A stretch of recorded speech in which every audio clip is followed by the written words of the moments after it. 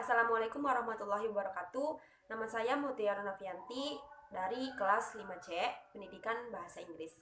Di sini saya akan menjelaskan tentang apa itu pendidikan dan apa itu perubahan sosial budaya. Agar tidak memakan waktu, mari kita ke materinya. Yang pertama, pengertian pendidikan. Pengertian pendidikan secara universal adalah proses pembelajaran pengetahuan, keterampilan, dan kebiasaan dari seseorang atau sekelompok orang yang diturunkan dari generasi satu ke generasi berikutnya melalui pengajaran, pelatihan, atau penelitian. Biasanya pendidikan sering terjadi di bawah bimbingan orang lain atau atas kemauan diri sendiri atau sering kita sebut secara otodidak. Yang kedua, menurut Undang-Undang Nomor 20 Tahun 2003, menjelaskan bahwa pendidikan adalah usaha sadar dan terencana untuk membangun suasana belajar dan proses pembelajaran agar peserta didik dapat mengembangkan potensi yang ada di dalam dirinya untuk memiliki kekuatan spiritual keagamaan, pengendalian diri, kepribadian, kecerdasan, dan akhlak mulia, serta keterampilan yang dibutuhkan oleh dirinya, masyarakat, bangsa, dan negara. Yang ketiga, menurut para ahli. Saya mengambil 3 ahli. Yang pertama, menurut Aristoteles. Menurut beliau, pendidikan adalah salah satu fungsi negara dan dilakukan, terutama setidaknya untuk tujuan negara itu sendiri. Yang kedua, menurut John Stuart Mill, seorang filosof Inggris yang terkenal pada abad 1803 Masehi hingga 1873 Masehi. Beliau menjabarkan bahwa pendidikan itu meliputi segala sesuatu yang dikerjakan oleh seseorang untuk dirinya atau yang dikerjakan oleh orang lain untuk dia, yang bertujuan untuk mendekatkan diri kepada tingkat kesempurnaan. Yang ketiga, menurut Plato. Menurut beliau, pendidikan adalah segala sesuatu yang dapat membantu perkembangan individu dari jasmani dan akal dengan sesuatu yang memungkinkan tercapainya suatu kesempurnaan. Yang selanjutnya adalah fungsi pendidikan. Menurut Harten dan Han, memiliki 4 fungsi. Yang pertama, mempersiapkan anggota masyarakat untuk mencari nafkah. Yang kedua, mengembangkan bakat perseorangan untuk diri sendiri atau demi kepuasan sendiri dan bagi kepentingan masyarakat. Yang ketiga, melestarikan kebudayaan. Yang keempat, menanamkan keterampilan yang perlu bagi partisipasi dalam masyarakat. Yang kedua, menurut David Papeno, menurut beliau ada 5 fungsi pendidikan. Yang pertama, transmisi atau pemindahan kebudayaan. Yang kedua, memilih dan mengajarkan peranan sosial. Yang ketiga, menjamin integrasi sosial.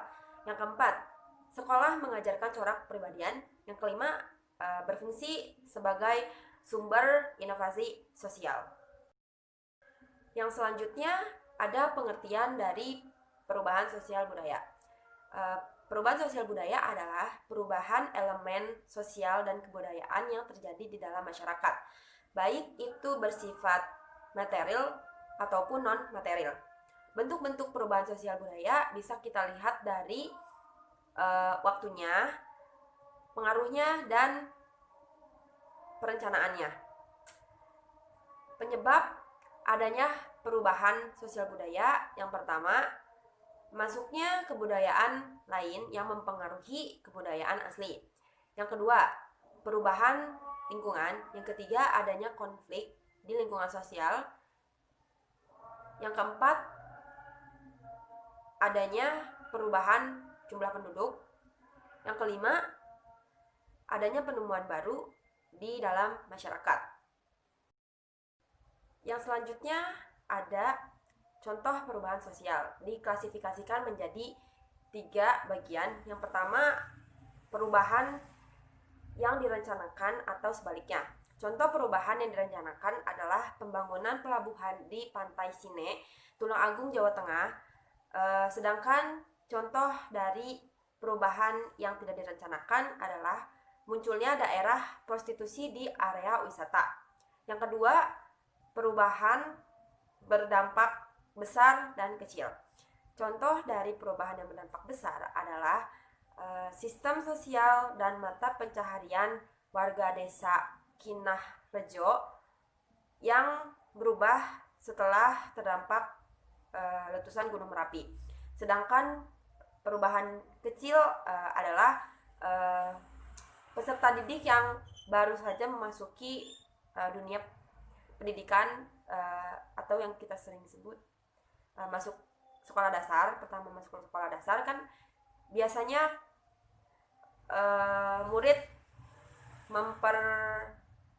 memperbagus diri seperti mencukur rambut agar terlihat rapi dan nyaman ketika dipandang oleh orang lain. Hal itu memunculkan sedikit perubahan. Yang ketiga adalah perubahan cepat dan perubahan lambat. Contoh dari perubahan cepat bisa kita sebut dengan revolusi. Contohnya revolusi industri di Inggris. Yang kedua, perubahan lambat. Ini terjadi pada transaksi finansial. Dahulu kita jika ingin membeli atau menjual sesuatu, kita lakukan dengan barter. Namun sekarang telah diganti dengan uang kertas dan uang digital secara lambat. Itulah pengertian dari pendidikan dan perubahan sosial budaya dari saya. Mohon maaf jika ada salah kata atau penyebutan dalam menjelaskan materi. Terima kasih. Wassalamualaikum warahmatullahi wabarakatuh.